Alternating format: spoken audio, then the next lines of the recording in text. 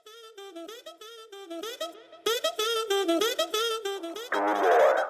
makes you happy? Be yourself, be positive. Just another mindset.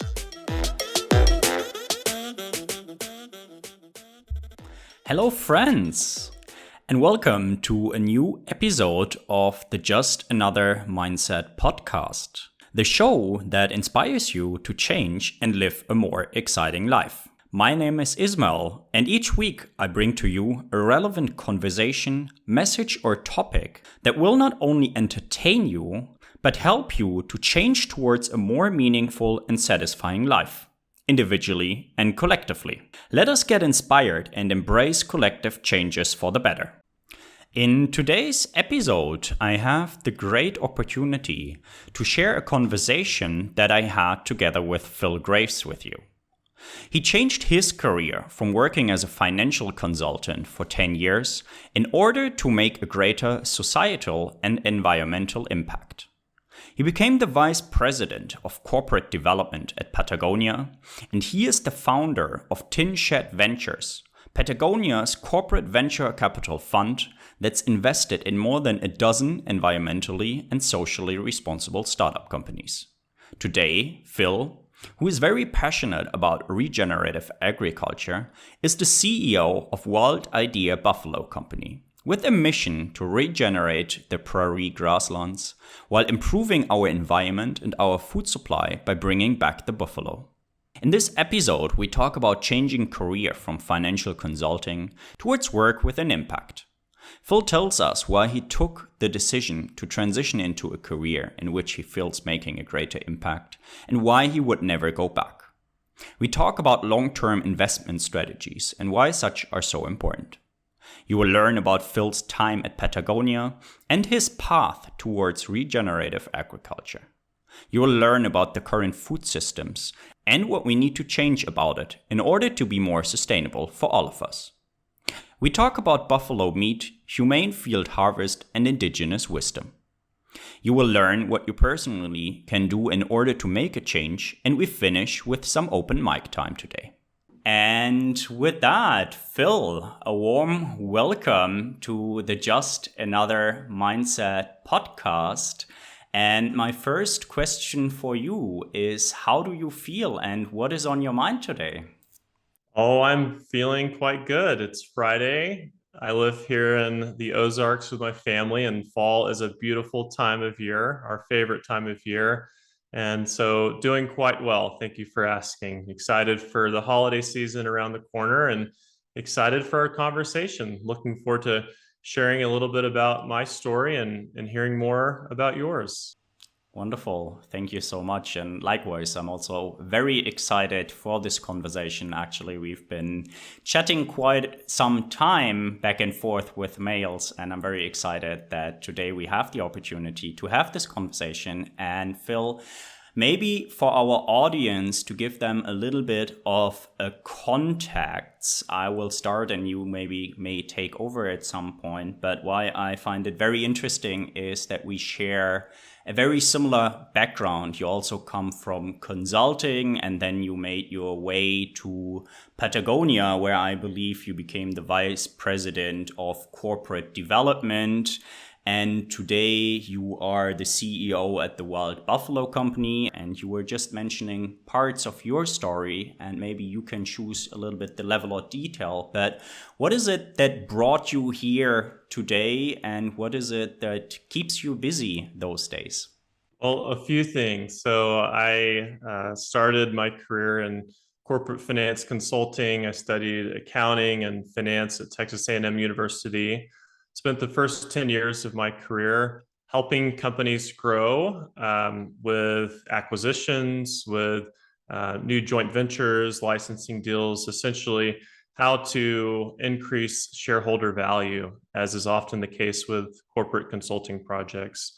And while that 10 years at PwC and Deloitte combined was very fruitful in terms of learnings and solving challenges for clients, helping them grow and flourish in terms of their P&L, it sat with me that how do we quantify the overall good that we're doing, the environmental good, the social good? I know it's somewhat cliche, but are we making the world a better place through this work that I'm doing and my teams are doing? And it was on this quest. It was 10 years, longer than many people make it in the consulting route. I didn't mind the long hours and the hard work, but I also had this question in the back of my mind about, is there a way to combine my financial background with the things that I personally care about, like regenerative, organic agriculture, social justice, these areas where my head and my heart were, but I weren't necessarily able to allocate as much time as I'd like to those areas through work. And so while at Deloitte, we had some wins with renewable energy clients, and I'm certainly proud of many of the projects I had the privilege of working on. But I'm a firm believer in doors closing for a reason and doors opening for a reason. So I was looking at the partner path at Deloitte in the next couple of years, and while that was an incredible opportunity, I stepped back and looked at, is there a way to spend more dedicated time on this concept of responsible business, or what's known widely as ESG right now. The timing was serendipitous because Patagonia was going deep in their supply chain on the apparel side, which is where they're well known, but they were also expanding into regenerative and organic food, venture capital investing with their corporate VC called 10 Shed Ventures. At the time, it was called 20 million and change. And they were looking at growing the concept of used gear and building that business in a program called Wornwear. So that was an incredible step for me in my professional journey. Got to go quite deep in all of those areas that I was passionate about: renewable energy, water savings, regenerative and organic agriculture, the supply chain impact of products. Those are all areas where I have a personal passion, and to get to be part of the team that unlocked a lot of radical innovations like building puffer jackets from end of life fishing nets. Those are some things I'm incredibly grateful for. So 7 years at Patagonia working with founder Yvon Chouinard, Rose Marcario, some legends in the responsible business space. And candidly, kind of thought this is where I'll be for the long haul. Life was good, picked up surfing, family, and I enjoyed coastal California. But I'm originally from Texas, and during the pandemic, family felt far, and it makes you kind of have those thoughts about, is being this far away from family great for the long term? And so during that time, Rose transitioned out of Patagonia. Bass Pro Cabela's, the world's largest outdoor retailer, specializing in hunting and fishing, camping and boating activities in the great outdoors, recruited me away. And it was a great year I had there, helping essentially take some pages out of the Patagonia playbook, looking at recycled materials, looking at investing in solar, and helping to reduce the footprint of one of the largest retailers in the world. And I'm very grateful for that opportunity as well. Again, going back to my personal passion for regenerative and organic agriculture and being tip of the spear for product innovation, environmental and social good. I was fortunate to be connected into Dan, Jill, Colton, and Jillian over at the Wild Idea team. Dan and Jill are first generation, Colton and Jillian are second generation, and Colton and Jillian actually have two young boys who live on the ranch over at Wild Idea Buffalo. While at Patagonia in the 10 Shed days, we led a recapitalization of the company where Patagonia stepped in as a financial partner. I got to see wild buffalo on large landscapes grazing for the first time, and was truly awestruck seeing this keystone species, the regeneration power that they have of living in harmony with native prairie grasses, and the science behind soil carbon sequestration of grasslands. It's incredibly powerful. So when I was talking to the family about buffalo and all things ranch life, they were incredibly kind to reach out and say, we'd like for you to join as CEO to help take Wild Idea Buffalo to the next level. And ultimately, if we play our cards right, have that scale and influence of a company like a Patagonia, and excited to report after 6 months on the job, we're on our way. Wonderful. Thank you so much for sharing that. And also thank you very much, I suppose, for opening that door and taking that leap and following your passions, which brought you a lot of joy, I suppose, what I can also hear from how you talk about the times at Patagonia and also the time now at Wild Buffalo. So yeah, thank you very much for sharing that, and thank you very much for making that change. And Phil, before we look into the regenerating agriculture and food systems in a little bit more detail, you mentioned the Tin Shed Ventures a couple of times, and you also have this background in finance. It would be interesting for me to understand, why is it so important, if it is important, to have long-term investment strategies, and how does that fit the current economic system, if you want to call it? You mentioned shareholder profits, you mentioned short-term already, and why is long-term something that we need if we want to fix something or make this world a little bit better? Excellent topic to dive into. One of the single biggest things that I view as transforming the capital markets for good is taking that long-term view.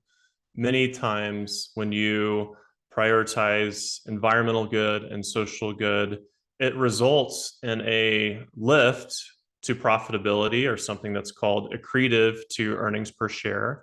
The caveat is it doesn't happen next quarter all the time. Sometimes these are short-term, financially painful decisions. For example, when Patagonia switched to use 100% organic cotton in the mid-90s, there wasn't enough supply to go around. The cost was far more expensive. Patagonia had to help subsidize the mills and switching from conventional cotton to organic and cleaning the machinery in between the runs. So certainly was a foolish financial decision if you look at the impact on that quarter or even that fiscal year. But over the long term, the returns have compounded generously through that decision and other decisions. Yvon Chouinard has famously said, every time he makes a decision for the planet, it ends up making him money. And the only piece that I'll add on as an addendum to that is, it may not happen next quarter. And again, I think taking that long-term view from an entrepreneurial standpoint is the right approach. From an investor standpoint, it's the right approach too. Warren Buffett, famous founder of Berkshire Hathaway and one of the greatest investors of all time, has stated that his favorite holding period is forever. He doesn't buy and sell businesses based on short-term trends. He builds businesses for the long haul. And I think this combination of taking that long-term view, which Patagonia has held, Warren Buffett and Berkshire Hathaway have held, along with the trend, which is here to stay, of responsible business practices, those are the investors that are going to have the best long-term returns. And those are the businesses that are going to flourish with today's consumers who care deeply about the environmental impact of the products that they purchase, the social impact, and how the workers are treated in the supply chain. The days of offshoring and having everything happening off stage, then all of a sudden you show up on stage with a beautiful profit and don't worry about how it's made. Those days are over. With tools like blockchain, traceability, certifications, and just overall the digital world that we live in, brands are going to be exposed when they do not have solid environmental and social practices within their supply chain. And consumers are going to reward the brands that are able to take that long-term view and emphasize ESG in every facet of their business. And they're going to penalize the brands and companies that don't. And ultimately, those rewards and penalties, the old carrot and the stick analogy, is going to be impacting return on investment from a financial perspective. You talk about the different returns, right? We have financial returns. You gave us quite a few reasons why even on the financial side, it makes sense to go long term. And then you have those social and environmental reasons and returns or changes in customer behavior. And this is something, when you talked about it, I would be very interested. How much did it change, let's say over the past 10 years or maybe 10, 15 years, that consumers were really demanding, not nice to have, but demanding socially and environmentally more conscious companies and products? Do you have any view on that? I do. I think there's been a niche of customers who care that has been around since products were made, going back hundreds or thousands of years. But that 10-year time horizon that you touched on, I think that is really where we've seen a point of inflection. During Rose's tenure, when I was at Patagonia, we saw revenue triple, profits triple. Of course, we rolled out some new innovations and had some major moves for the environment, and our customers appreciated that. But really, I think it's this groundswell of a shift in mindset with customers prioritizing those things. And it's not tie goes to the most responsible company in the purchase decision. It's we want to seek out proactively these companies who have a mission that we align with, whose values align with our personal mission, and we want to support those brands on the journey. And over the last 10 years, you've seen it come front and center. I've read the Wall Street Journal every day back when our accounting professors made us do it at Texas A&M University. It's great to keep tabs on the financial markets and always has been, but I've seen over the last 10 years, ESG go from an afterthought that's maybe mentioned in one opinion section to it's throughout the paper, and oftentimes it's on the front page. And I am delighted to see that shift. No, likewise. I think it's a shift well needed. Also, if we talk about or think about the consequences, if we would not have that shift on the long run, right? And would like to start, if you don't mind, with the regenerating agriculture and the food system. How much of a rebuild is needed in our food system? And do you think it is damaged, meaning we can fix it? Or is it in fact broken and we need to rebuild it? Do you have any thoughts on that? I do. It's hard to say that the system is broken. I know that sounds a little surprising coming from me running a regenerative organic buffalo company and working at Patagonia. But what I'll share by that is I think that the industrial chemical food system is operating exactly as the capital markets have designed them to. That is maximizing efficiency, getting the land to yield as much as it possibly can with no consideration to externalities like habitat disruption, species eradication, farm workers being treated without dignity and respect. And so from that regard, it's worked to some extent to get us to where we are today. But I think it's crystal clear that it cannot continue. If you look at the ecosystems that have been ravaged by industrial chemical agriculture, if you look at any scientifically credible survey on birds and insects and the species loss that has happened given the rise in industrial agriculture in the 40s and 50s coming out of World War II, it's undeniable that this system is terrible for the home planet, and it's terrible for the workers that are part of this system. So in some ways, the system isn't broken if you measure it in terms of short-term growth and profitability and getting us to where we are today. But it's also a system that is not sustainable. We cannot continue doing that.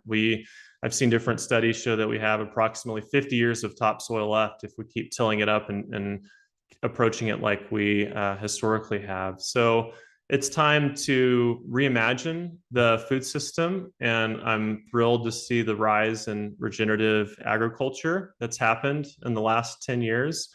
In many ways, it's going back to our roots and farming in a way that's done in harmony with nature, as indigenous people have done for thousands of years. And the science that I've dug into from Rodale Institute and others shows that the old scare tactic of we can't feed the world with organic and regenerative agriculture that the big chemical ag companies put out there, it's hogwash. It's nonsense. The yields with organic can be as good as conventional.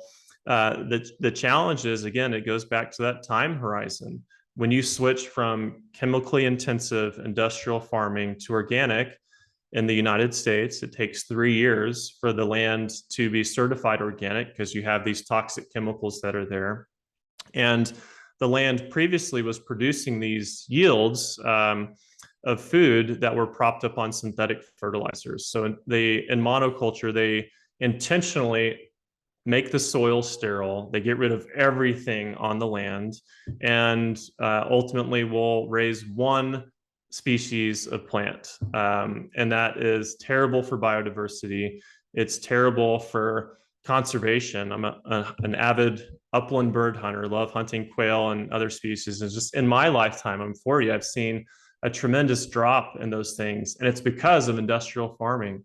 So there's hope, though. You're touching on, can we switch? Is it too late? What can we do if we have a shift in ag? And I firmly believe that we are able to make the shift, and we need to recognize and reward farmers that are making that transition to organic and deploying regenerative practices. And from a consumer standpoint, don't buy into the greenwashing. Dig deep into the supply chain of where your food's coming from. Ideally, know your farmer or rancher directly. In our case, just to give a little plug to Wild Idea Buffalo, we sell direct to consumer. We can ship it to your doorstep in the United States and maybe internationally before too long. So all of those things are really important. It's a little bit of a challenge to understand where your food comes from, but your food is going to be healthier if you make that investment of time. You will be healthier if you make that investment of time, and your family will as well. And I suppose we must have hope to change something about those food systems. And you've already mentioned a few examples, I want to call it. But if we would say, okay, I hear education also for people knowing where their food comes from is a difficulty or is something that we work on. But if we say, okay, we have the system that we have, and maybe it has been developed towards the stage where it is because of different incentives or because of non-sustainable incentives going forward. What is first steps, and how is also the time horizon that you see that we should aim for making a change? Is it in the next 5 years and in the next 10 years? And do you have some actionable thoughts, I want to call it? What is it that we can focus on first if it comes to agriculture and if it comes to changing this food system? I don't want to be an alarmist, but I think it's time to do that. With the climate crisis being front and center, even climate deniers of late are coming around. I have a close family member, I won't throw them under the bus. They were a climate denier until the last year, where they've seen what has happened with the intensity of hurricanes and flooding and fires. They've done their own homework and have, to their credit, admitted that they were wrong and climate change is real. One of the biggest contributors to climate change is industrial and chemical agriculture. So switching to regenerative organic agriculture has to happen if we have any chance of a hopeful future for the next generation and beyond.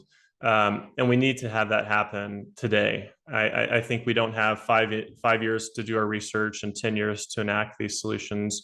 I think for a few reasons. One, the planet just doesn't have that time. And two, it makes economic sense. If you look at the profitability of doing things the right way, yes, it won't have explosive short-term growth and profitability, but it's stable. You can do it in a profitable way. We've been around for 25 years without government handouts and subsidies, which is what the big mega ag companies have benefited from. And for us, it's just the right way to do it. So you asked about some practical steps on how to get started. So from a consumer lens, I'd say do the body of research about what certifications exist in your market. Here in the United States, some programs like certified transitional, organic, and then going beyond organic to regenerative organic, or other certifications that emphasize no tilling or low tilling, cover crops, crop rotations, Those types of things are incredibly powerful for building healthy soil, which again can sequester tons and tons of carbon and help reverse climate change over time. And then ultimately, it's just finding producers in your region who have taken these steps and sharing learnings and best practices. For example, at Wild Idea Buffalo Company, we don't have everything figured out, but we've learned a lot over the last 25 years about regenerative ranching and raising buffalo, bringing them back. It's the indigenous ruminant of North America. And what better way to provide a clean, healthy protein to North Americans than to go back to the original? And for us, growing our business is something we're focused on. But more important, it's inspiring others to convert to buffalo and do it in a way that honors buffalo, where they're not sent to feedlots at the end of their life and slaughterhouse as the last step. 90% of buffalo are treated just like cattle, where they're started out on grass, then shipped to feedlots and fed grains that nature did not design them to eat, and then ultimately trucked to a slaughterhouse. So for us, just switching from cattle to buffalo is not good enough. It's running buffalo in what we say is the right way, the Wild Idea way, which is the way that Native Americans have done it for centuries. And to that point of how do we inspire change, we had a milestone event happen several months ago at the Wolokota Buffalo Range. It's the largest Native American owned and operated herd in the world. They have an economic development council that was considering getting into buffalo. We were thrilled that they ultimately voted yes to do it, but how do they start? They haven't raised buffalo on these lands for centuries. And so our ranch and sourcing manager, Colton Jones, who's our son-in-law of founder Dan and Jill O'Brien, he provided years of technical assistance working with the tribe on how much land per buffalo do we need? What are the stocking rates? What are the fencing infrastructure look like? What about water? Those sorts of things. And through those series of steps and investments of time and sharing knowledge, we were able to conduct at Wild Idea Buffalo Company the first commercial field harvest at this Wolokota Buffalo Range 2 months ago. And we're going to conduct the second next month, which provides economic security for this switch of going back to buffalo, which is also important for cultural and spiritual reasons. And for us, it provides a new supply partner. We currently source about 25% of our buffalo from Native American owned and operated lands, and our goal is to be 50% by 2025. So just one small case study, but it shows the power of working together, sharing learnings, and helping each other in a relationship that long-term can be good for the community and also great for the environment. And I think one key aspect that you're mentioning here is this incorporation and this community aspect, right? It's not Phil coming with his idea, but it's really working together, finding the best way forward, working with indigenous knowledge, working with potentially new tech, and merging those together and then finding the best result and working on it together. Wonderful. Thank you very much. And also congratulations. You talked a little bit about the Wild Idea buffalo by now. And we said, okay, you source 25% of the buffalo. Phil, maybe you can give us a little bit of an idea. What is the mission, the vision of the company, but also how big of a company is it today and what is the goals for, and you choose again the time horizon, but what is, the idea behind the company and where do you want to develop towards?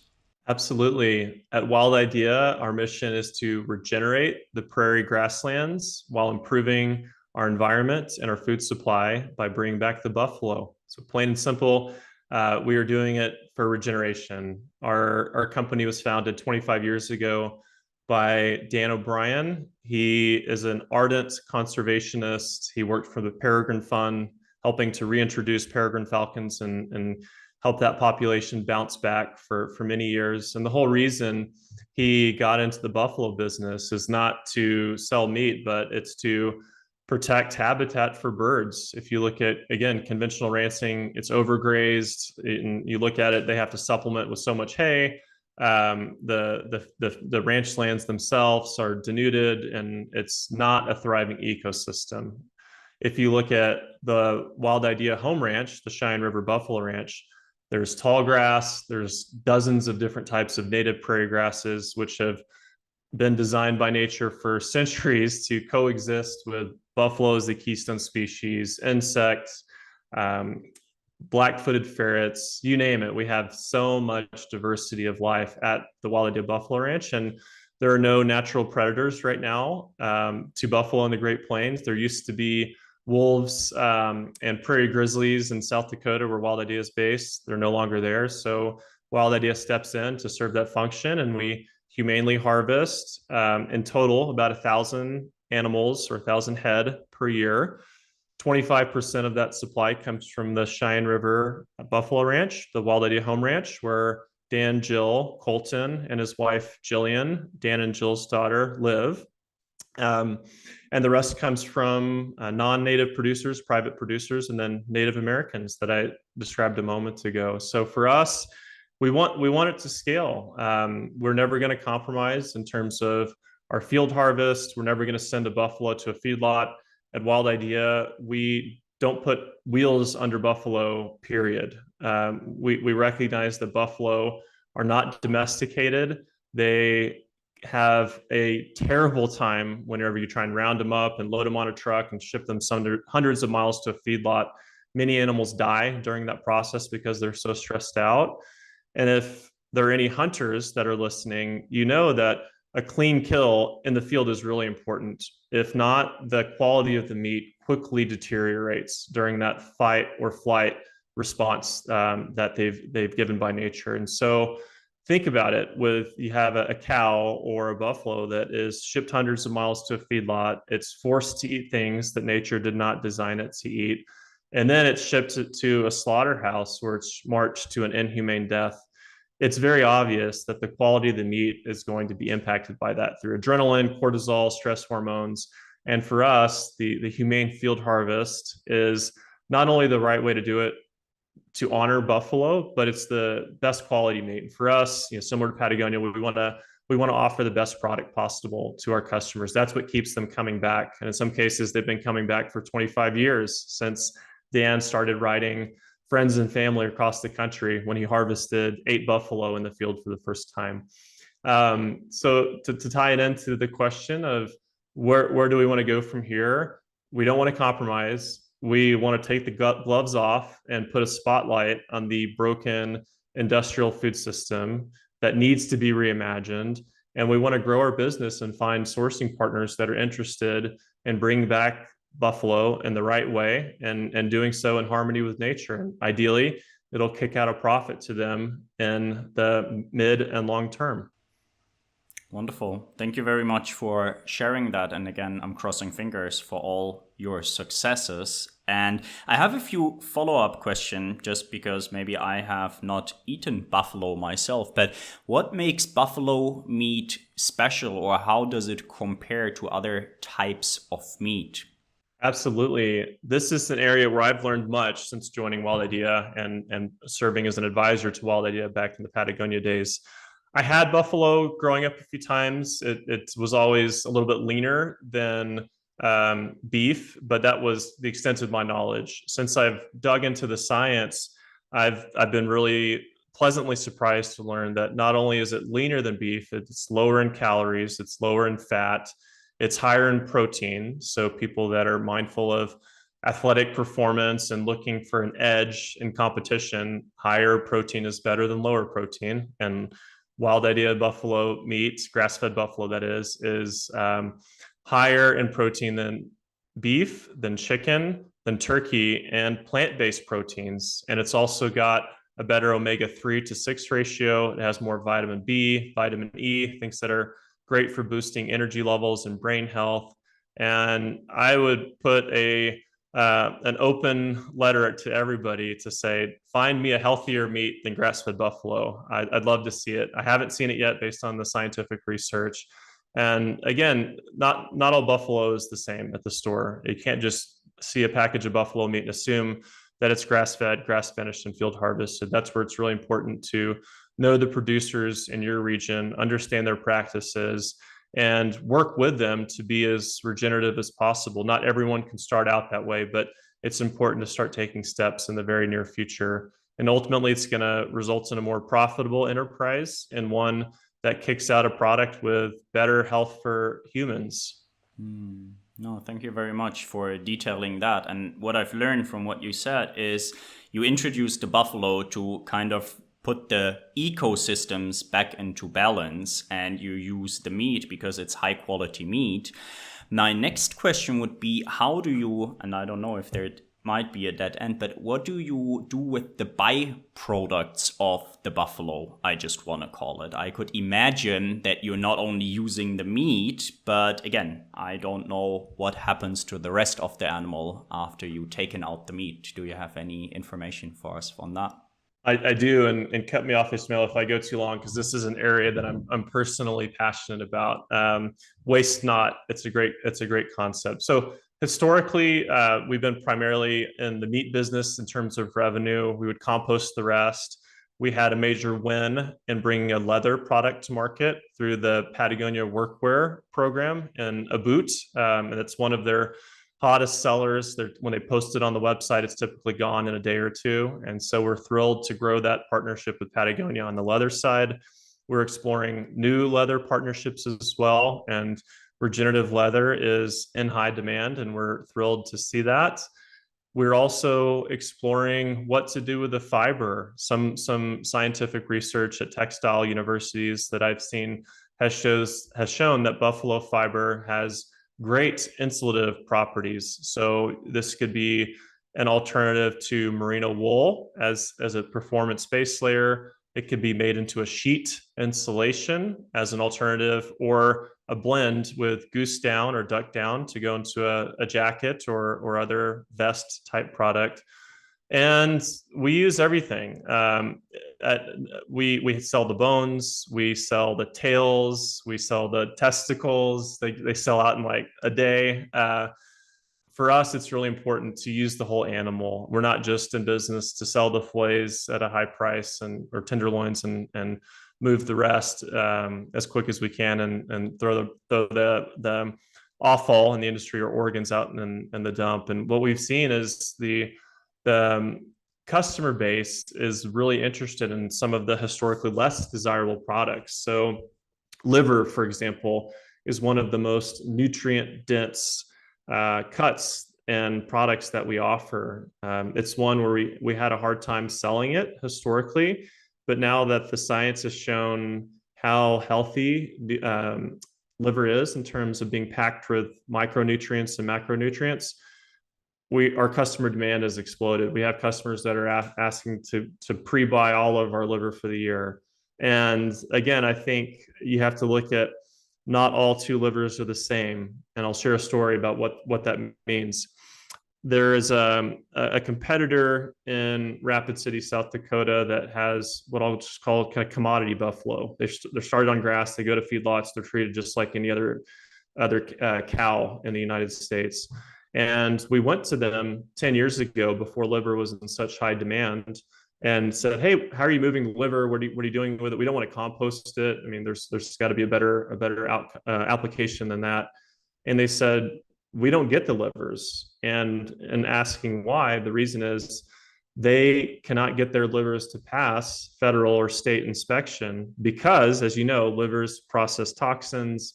If you are forcing an animal to eat something like grains that it is not designed to eat, its body is going through hell, and its liver is so trashed at the end of its life, it can't even pass inspection. So again, look at how the animal is raised. Is it grass-fed? Is it grass-finished? And ideally, is it field harvested? And then you'll have the most nutritionally dense product you can buy.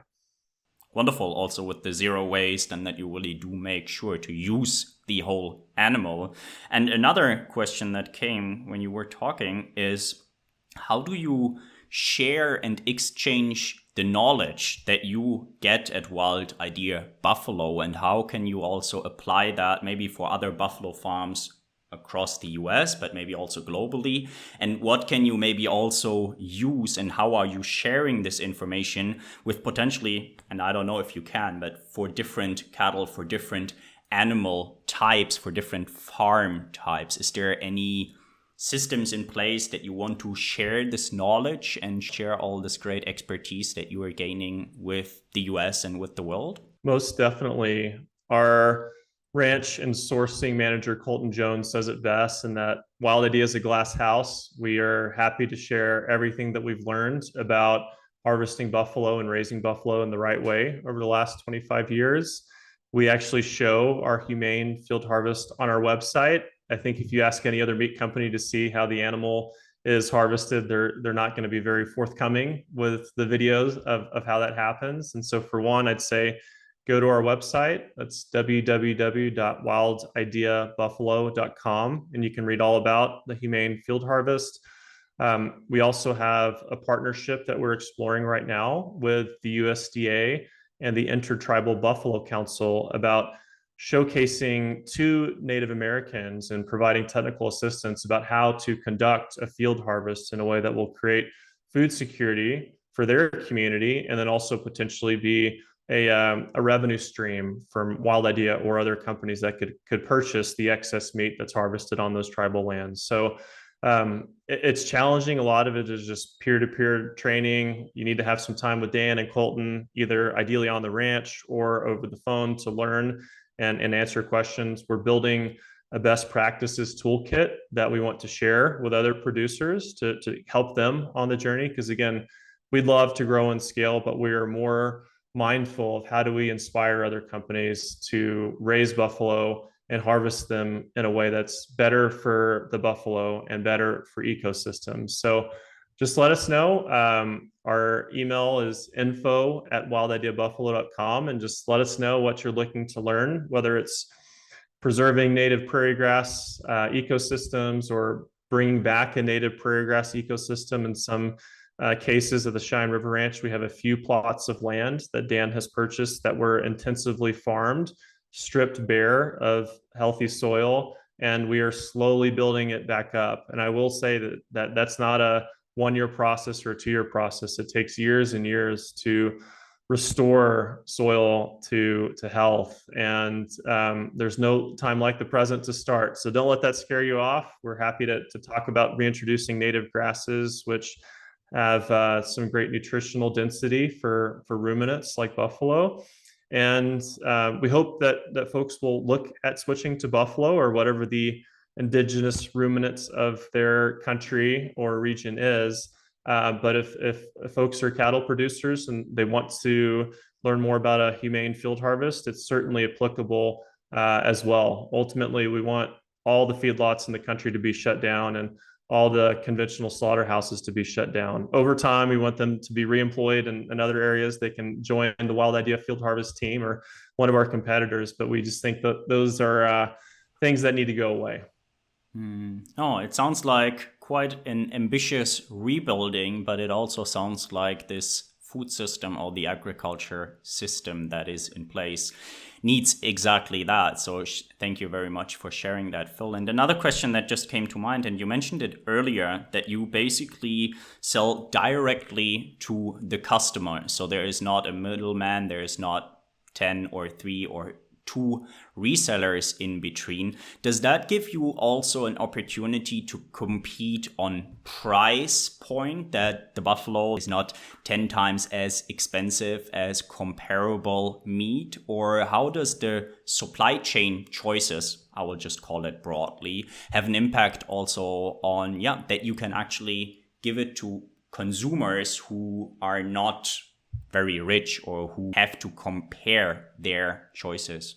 Well, we are not 10 times more expensive, thankfully, but we are more expensive. There's no getting around that. We don't cut corners. Our field harvest is more expensive. I was talking with the counterpart CEO of another regenerative meat company, and won't share who they are, but they are grass fed, which is a great step. And they give as we say in the US, a tip of the cap to Wild Idea for doing the harvest the right way, but said that they are unable to do it due to cost inefficiencies. So there's no doubt about it. The field harvest is more expensive. And there's also no doubt about the fact that the meat is the highest quality you can get with a field harvest. I don't think anybody can argue that with any scientific credibility. the reality is also, and I'm glad we're touching on this, we want to make sure that our product is accessible to people of all income levels. You shouldn't have to be affluent to afford healthy and nutritionally dense food like Wild Ideas grass-fed, grass-finished buffalo meat. So we run our products on specials frequently. So depending on your favorite cut, just check the website. If you're in the US, you can see it on special often, where we have very, what I'll call, enticing discounts. And then a little goes a long way too. So what I'll share is, if you look at it purely on a per pound basis, which is what's conventionally done, I think you're not gonna see the full picture. And if you look at it in terms of, well, what kind of nutrition am I getting for this? So let's have an apples to apples, pound for pound comparison.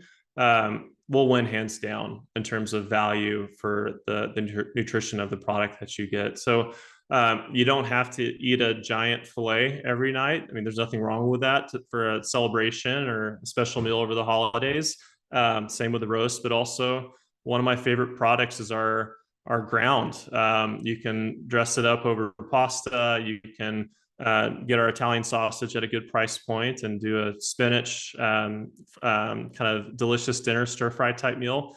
And you don't have to serve half a pound per person in each meal. So I'd say eat quality meat. You don't have to have a ton of it to get the nutrition that you need, and really dig deeply in terms of the health of the product. Again, the whole reason that feedlots exist is to fatten up the animals as much as they can in a short period of time. 99% of cows and 90% of buffalo go to feedlots, again, where they're eating things they're not supposed to eat. And the only reason they're doing that is because it's cheap GMO corn grain that is designed to fatten them up as quickly as possible. So sure, you get that yield, but you're also eating an 18-month-old animal that has not been eating what it's supposed to at the end of its life. So there's more than meets the eye if you look at price per pound at the supermarket, and that's all you compare it to. No, absolutely. Thank you very much for detailing that. And another question I have in that regard is, do you already see changes in consumer behavior, I just want to call it? I do not know the exact numbers. I'm not sure if you know them in the US, but how many pounds or how many times per week, month, year a person eats meat. And what you're just explaining is, okay, eat quality meat. And what I'm hearing is eat less of it and make it more of a celebration, and don't eat meat 5 times a day, or don't have all that stuff all the time. Do you already see that there is a change in consumer behavior? I don't know if it's in certain brackets of the society or even all over the US that you can report upon. I'll share a few facts and studies that I've seen of late. If you go back 4 or 5 years, there was an explosion of plant-based meat companies, and the venture capital industry was throwing money at those companies. They were getting picked up at Burger King and mass market fast food establishments. And I want to be careful to not disparage any company, but I also want to just put a spotlight on the full picture here. Let's take a bird's eye view of some of the plant-based meat companies. They are almost always getting their ingredients from genetically modified chemical and industrial farmland. So all those problems that I talked about with traditional farming, actually not traditional farming, well, I'll call it just, we'll call it what it is, chemical farming. Industrial farming, exactly. That is wreaking havoc on the planet. So just because something is a plant doesn't mean it's good for the environment. I think we can all agree to that, and look at the science about chemical industrial farming and what it's doing to topsoil, what it's doing to species, et cetera. So simply diverting some of those ingredients from feeding cows at a feedlot into these lab grown meat and plant-based meat companies is not going to save the home planet. That's the bottom line. You're seeing that in terms of demand dropping. You're seeing that in terms of last week in the Wall Street Journal, there were some massive layoffs at one of the major plant-based meat companies. And I'm not saying that there's no place for plant-based meats, but I think you can't just, because it's plant-based meat, assume that it's better than an indigenous ruminant that nature has had existing in a place for tens of thousands of years. So question the ingredients. If you look on the back of a plant-based meat package and you don't know what the ingredients are, see what they are. Understand how those grains and corns and other ingredients were grown. What was the impact on the environment for it? So I think that's a really important trend that customers are digging into, and you're seeing that in terms of market share. And then grass-fed as a category has been far surpassing the growth of grain-fed. On the beef side, there's a correlation there with buffalo too, much smaller percentage of the market. And for us at Wild Idea, we saw an incredible lift in sales during the pandemic for two reasons. One, the fact that simply many grocery stores were closed, or people were uncomfortable going to the grocery store during that time because they wanted to stay home. And so they moved many of their food purchases online during that period of time. So our business saw explosive growth then, both from just it's easier to order food online and get healthy proteins and do your homework versus looking at a 3x5 label in the freezer aisle and trying to understand which is better of the options. And then also the fact that with the pandemic, a silver lining is that people are really mindful of their health and they want to eat food that's healthful and can be used as medicine. We're careful to not make any claims like that, but I think it's pretty obvious, at least to me, that if you eat a source of protein that is one, been on the landscape that it's been on for tens of thousands of years, it's eating dozens of different types of native prairie grasses. There are no GMOs, there are no antibiotics. It's as clean as it gets. That meat is going to be more healthful and help your immune system fight off some of these things that we're facing today. So we're fortunate to be positioned well for those two factors and have seen some good growth at Wild Idea Buffalo Company. And ultimately, I think these trends are here to stay. I think we're going to see more and more grass-fed beef, rotationally grazed beef. We think that's a good step.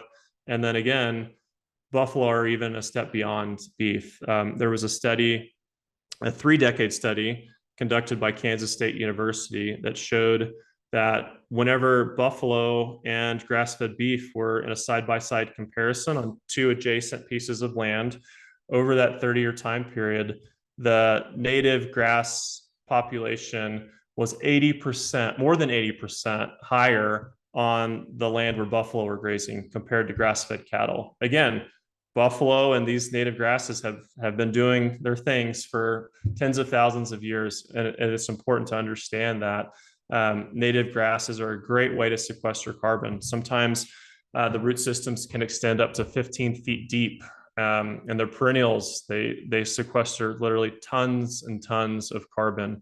It's not just about planting trees. It's about keeping healthy grassland ecosystems intact if we want to help to move the meter on climate change. What you've just touched on is something I may want to use as a little segue, and this is natural ecosystems and biodiversity. And we talked about it in parts, and there is actually a quote from the website of the Tin Shed Ventures, which I would like to use, and then we can maybe talk a little bit about that. And it says that more than half of global GDP is moderately or highly dependent on nature and the ecosystem services it provides. Biodiversity is a foundational indicator of healthy, functioning natural ecosystems. Yet our current economic system does not incentivize the protection and regeneration of biodiversity. So my question would be, what is it that we need to stop or even to undo some of the harm that has been done in regard to our economic system and incentives? Well, no longer officially at Tin Shed, so I didn't help draft the quote, but it is one that I fully agree with, and I'm keeping close touch with that team given the partnership with Patagonia, Tin Shed, and Wild Idea. So in my view, we need to level the playing field. The number of grants that have gone to the chemical and industrial food supply chain is a hot mess. The fact that we've seen substantial amounts of farm bill dollars go to support agriculture, which is destroying the environment and making a product that is less healthful. Yes, conventional yields have steadily increased over time, But if you go back to the nutritional density and the taste of the food, for crying out loud, I've talked to many people who have eaten tomatoes in the 30s and 40s and eaten tomatoes today, and they say it tastes totally different. One today tastes like it's basically water, whereas before, when soil was healthy, you had a much more robust taste. So we need to change the Farm Bill. We need to reward regenerative and organic agriculture. I hope I don't sound overly annoyed about this, but we applied for a grant recently. It would have been a game changer for Wild Idea through the United States Department of Agriculture to help us scale our practices and partner with Native Americans to provide them with fencing and infrastructure required to bring back the buffalo and sequester tons of carbon. We did a study back in 2015 with Patagonia that showed we have portions of the Cheyenne River Buffalo Ranch, our home ranch at Wild Idea, that are sequestering 4.5 tons more carbon per acre per year compared to overgrazed neighboring ranches. So, we were hopeful. We threw our grant application in, put all hands on deck for a month to get this grant ready, and we didn't get it. And again, I don't want to look like a sore loser here, but when you look at the companies that received the grant, ADM, Target, McDonald's, it leaves you scratching your head about this grant was designed for climate smart agriculture. I don't necessarily view those companies as front runners in leading the climate smart agriculture revolution. So again, how do we give ideally a leg up to regenerative and organic producers, or at least level the playing field so we don't have to compete against subsidized producers that are destroying the planet? I think it starts with policy, and in the US that goes back to the Farm Bill and being able to work with politicians. I'd say look at and build it up from the local level. Find regenerative and organic producers in your area, buy from them, visit their ranch, bring your favorite politician or your least favorite politician around to see it firsthand, and go compare it on a more conventional industrial chemical land. And it's a stark difference. In the early 90s, Patagonia did a study that looked at every material that the company uses, synthetic materials like nylon and polyester, cotton, and the theory was that cotton it's a natural material. It's going to have a way better environmental impact than, say, nylon or polyester, which is petroleum derived, even if it's recycled. But what we learned in visiting the farms and the supply chain in the early 90s is that the conventional chemical farming approach was one that was destroying ecosystems. You would visit this land, and yes, you would see a cotton plant and many other cotton plants, but that's it. There are no birds, there are no bees, butterflies. The land was sterile, which is how it was designed to be, only growing cotton. So then the company visited some organic farms in Texas with the Texas Organic Marketing Co-op. And guess what? There were birds, there were bees, there were butterflies. It was a flourishing ecosystem with cotton and beyond, and cover crops, those types of things that make a big difference on biodiversity on the ecosystem side. So I think a lot of it is just visiting the producer, getting back to our direct land connection. Read some Aldo Leopold books and understand the importance of land and a place and where your food comes from. I think all those things will help. No, thank you very much. And I believe like consumer behavior, what is the products that you buy, is one thing. Then educate yourself about where it's being produced, how it's being produced. And a third one, which I was actually getting ready when you were talking about the grant, to ask you, okay, who else got it and what is exciting about their concept or their grant application. But what I hear is also that policy is still a major challenge, let's just call it. So what I also hear is go and talk or go and send a message to your representative and use what you have in a democratic system is your voice, your vote, in order to make changes in that regard. I don't know if you want to give any comments on that, but maybe that can be used also kind of as a conclusion. What can each and everybody listening to the two of us really do? I think we've discussed a few, but maybe you can outline a couple of more things that all of us can do in order to go for a better, more wild future, if you want to say? Love that. A wild future. Well, step one is get out and vote. Do your research beforehand. Here, where we are in Southwest Missouri, it's November 8th, midterms. Get out and vote and do your homework to know which candidates support the things that you're personally passionate about. And hopefully, after either listening to the time today or your other homework you've done, you think that regenerative and organic agriculture is something that you want to stand behind. So that's a great step. If you really want to dig deeply into the issue, it's a system-wide problem. You have in the United States these large land grant universities that are, of course, taxpayer funded, but also funded by the big chemical ag companies, Bayer, Monsanto. And when you have that, you have the teachers, research being paid for these projects by the big chemical ag companies. You have internships at the big chemical ag companies that the teachers recommend because you have their paycheck in part coming from the big chemical ag companies. So it's this terrible cycle that's hard to break away from, and in some ways, it's similar to the healthcare system too, or the veterinary system as well, with pharmaceutical companies being so deeply entrenched in it. And so, again, I think the most powerful thing to do is just money talks. Be very mindful about your purchase decisions as a consumer. Vote for products and brands that you support with your dollars, and get involved at a local level on fighting for regenerative and organic agriculture. And hopefully we'll see some students. We've already seen some. We've got a few individuals with some incredible educational backgrounds that have come knocking on Wild Ideas' door.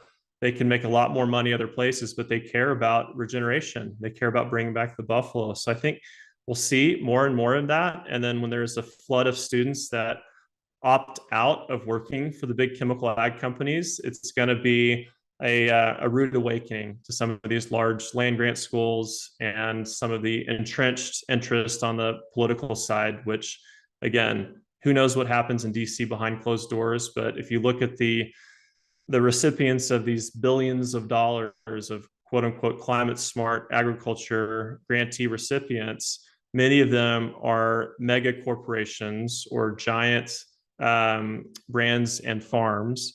And many of those farms are able to kick money into the political system. And the political system is ultimately who runs the USDA, who doles out the dollars. So we need to make that shift at the ground level to enact some powerful and lasting change. I like this powerful and lasting change. In talking about hope, one, talking from my now old bubble, management consultants, investment bankers, your old bubble 15 years ago, I think there is, in fact, a change happening in their mindsets, and actions will follow. Actions are already taking place. That's one. And the other thing is, like each and everybody is listening, if you are, in fact, in doubt, I think there is so many beautiful projects. There is so many different passion themes that you can, in fact, make a real impact with and work on. And one would be regenerative agriculture and looking into different food supplies and so forth. And in the end, it comes down to Phil and Ismael and all the other people. Like, if you make a change for yourself, you will eventually also make a change for the bigger system. And I think this is what we're here for, and this is what we can aim for. Wonderful. Thank you very much for that. And Phil, I have, in fact, 3 questions that I ask each and every of my podcast guests. But before we go there, is there any, or are there any topics that you say we haven't talked about sufficiently today, or that you want to use the space on this podcast for to, give the audience a few more comments, a few more remarks? If so, it's all yours. All right. It's open mic time. Favorite part of the talk. I'd say 2 things, Ismael. One, take some time and step away. In my own career, I learned much just going through the day-to-day grind, but also I needed some times where I broke away, spent 3 days in nature with no cell phone, nobody with me, and had some time for deep reflection about the age-old question of what do I want to do when I grow up, or 5-10 years from now. And because I've had that time of solitude in nature, I've been able to make some really bold decisions, which are high risk decisions. They haven't always paid out, but I'm grateful for everyone and have learned much in every step of that journey. So for individuals that are listening, that are at a crossroads in their career, or maybe with all the change that has happened in the world with the political, economic, and pandemic that have happened with instability, there's no time like the present to think about that next step in your career. And whether it's going all in with regenerative and organic agriculture, working for a nonprofit or NGO, or simply making a change within your business, encouraging them to become a certified B corporation or something like that.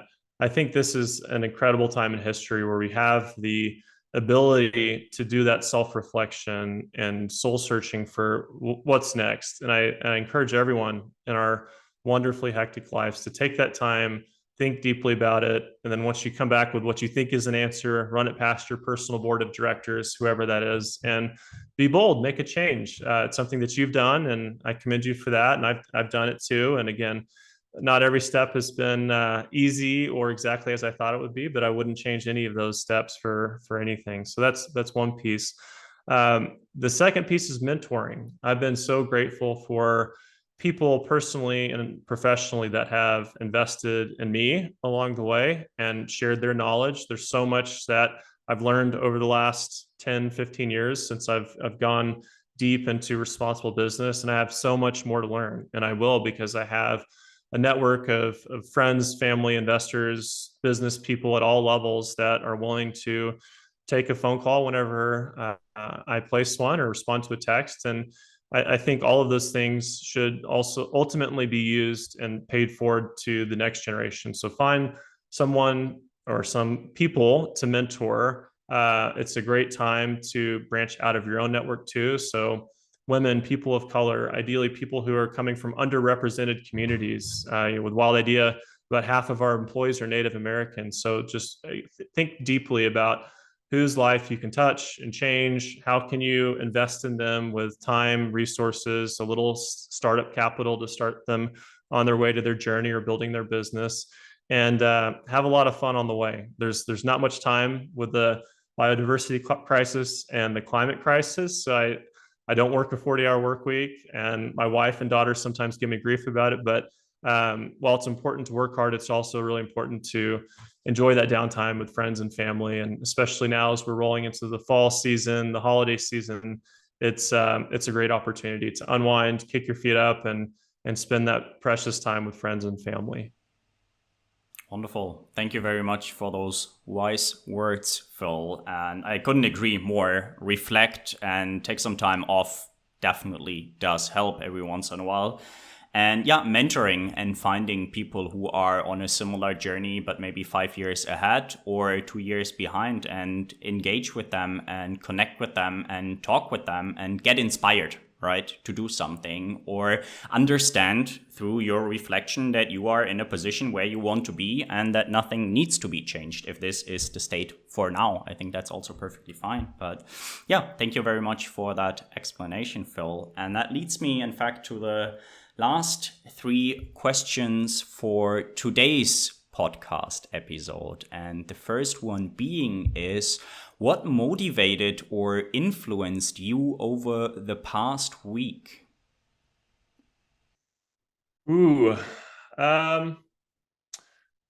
This is a really important time in Wild Ideas history. We've been around for 25 years, and we're not a startup, but it's also a really important time where the family, the board of directors that I report into, and I fully appreciate the sense of urgency to grow, scale, but most importantly, inspire others. It's exactly why I'm carving out some time to visit with you and your listeners. It's time for us to make that change that we've been working hard to create over a quarter century. So I've spent a lot of this week specifically thinking about how to continue to get the Wild Idea story out there, how to work with other sourcing partners and help them receive the tools that they need to convert to regenerative and organic, and ideally buffalo over time. And it's also a really special time. Again, the leaves are changing color here in the Ozarks. The leaves are falling, and our daughters are at a very sweet age group right now, 13, 10, and 7. So making time for them too. So this morning before our talk, we went and grabbed breakfast, dropped off at school, had some really sweet time with them. So been working hard, but also been investing in family and every spare moment. And hopefully I have many more weeks in the future where I'm able to do that. Wonderful. Yeah, having that balance and both components as a priority in life, I think, is very vital. So thank you very much for that, Phil. And the second question, you've already mentioned a few names, but if I would ask you who your mentors are and whom do you look up to, what is your answer? I'll start with my dad. During my 10 years at PwC and Deloitte, to be perfectly honest, we didn't have a whole lot in common. My dad spent 20 years in food and agriculture, helping build an ice cream company from 30 million to 300 million. So had a wonderful career, but very different career than I had in financial consulting. Now that I've transitioned to Wild Idea, he has been an incredibly valuable mentor, sounding board. He's had some great advice on how to help us grow our business and break into new wholesale accounts. So I'm incredibly grateful for my dear old dad. He's definitely up there on the list. I'd also share my grandparents and the fact that we spent a lot of our time as a family out in nature, enjoying the great outdoors. I'm an Eagle Scout. That's largely due to my mom's dad, Frank. He got all of his grandkids into Scouts and through the rank of Eagle, all the boys, that is. So just incredibly special man, loved spending time in nature. And then my dad's dad and his mom, even just some of the greatest outdoors folks that you'll ever meet in terms of hunting, fishing, camping, and many sweet memories. So my appreciation for nature is due to the fact that my parents and grandparents invested in that screen-free time, taking me out of the house, taking me hunting, taking me fishing, taking me on camping trips, and for that I'm super grateful. Deeply on the business side, Rose Marcario, former CEO of Patagonia, Yvon Chouinard, as founder of Patagonia, I've learned so much from them and many others, too long to list, at both the Patagonia side, Bass Pro Cabela side, and certainly at Wild Idea, going deeply at ranching. So Dan O'Brien, Jill O'Brien, first generation, I've learned much from them, and much from Colton and Jillian too, despite them being younger than me. I'm grateful for their investment in me. As a team, I'm excited to see what we can continue to build around the corner. Wonderful. Sounds like a thriving team, and I'm very happy to hear that. And I wish you all the best, Phil, from the bottom of my heart. And that leads me to the third and final question for today's podcast episode. And it's a rather hypothetical one. And I call it the 3 truths or 3 facts. And Phil, I would like you to imagine that you are traveling all by yourself in space, and you actually travel for quite some time. Could be months, could be even a couple of years. And after all that solo travel, you encounter a human-like species, and they can only process 3 facts about humanity before they decide whether or not they want to get to know us. What do you tell them? Oof. That's a deep question, Ismael. I'd share that humans are incredibly creative. One of the things that I love about humanity is our ability to create and innovate. I'm not much of a creator myself with a finance background, but I've learned a little bit. I've picked up the guitar, and my daughters are all picking up a musical instrument. So just to hear music come together from little fingers on a ukulele or a recorder and a flute, we've got kind of a hodgepodge group of instruments, a keyboard too. I think those things are precious. My next door neighbor, Rosie, is an uncommonly talented artist, and we've been so grateful to see her wonderful works of art come together on canvas with paint. And so I think describing music, describing works of art is something that's really powerful. I think I'd also talk about, while we as humans have had centuries of conflict, there's also a lot of reason for hope and encouragement with each other too. I think we're at a crossroads in our history where we are finally realizing that we have more in common than we do and not in common in terms of things like protecting the environment. It used to be a political issue, and I'm hopeful that those days are gradually fading away. Hunters and anglers are some of the most ardent conservationists I know, and so the fact that we're seeing more and more people interested in regenerative agriculture and living their lives in harmony with nature is something that I'd be excited to report on the progress as documented through this conversation. We're not there yet, but I'm super hopeful. And then I'll land it with my wife. She has been such a wonderful partner, Alicia.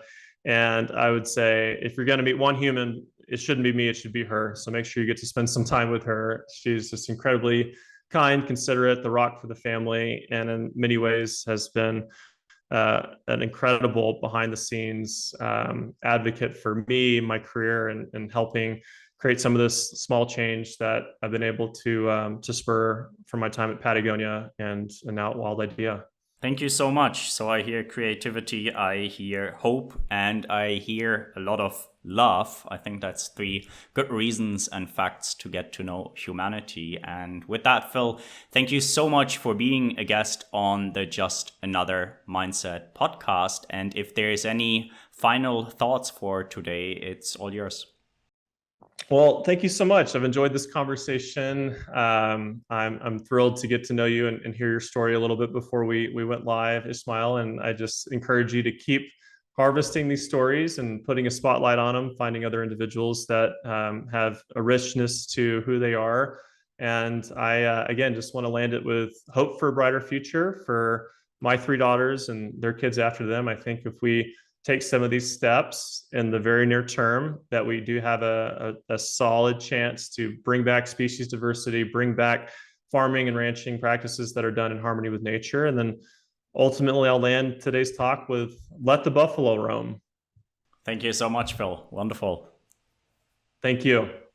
If you enjoy this podcast and learn from it, please feel free to share this episode with a friend or two, and make sure to subscribe to the Just Another Mindset podcast on YouTube, Spotify, and Apple Podcasts.